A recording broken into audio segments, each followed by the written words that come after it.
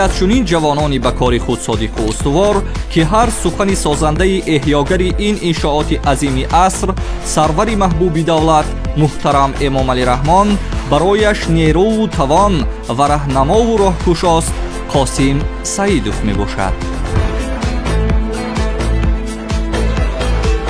ننگ و ناموس تاجیک بینین، نه ترسیده نه هراسیده در چنین انشاءات بزرگ کار کرده سال است. مقصد نیت آباد کردن وطن صادقانه صاف دلانه کار کرده است که یک روز پیشتر نیروگاه آباد شود استقلالیت انرژتیکی را به دست بیاریم. او چیلانگری برق است و مسئولیتش نظارت کاری دستگاه‌های برقی در مکان‌های دشوارگذر و پرمانعی یکی از نقب‌های نیروگاه برق آبی راغون میباشد. برای او کار در چنین انشاءاتی تقدیرساز باعث افتخار و مایه سربلندی است. نیروگاه برقی آبی راغون سربلندی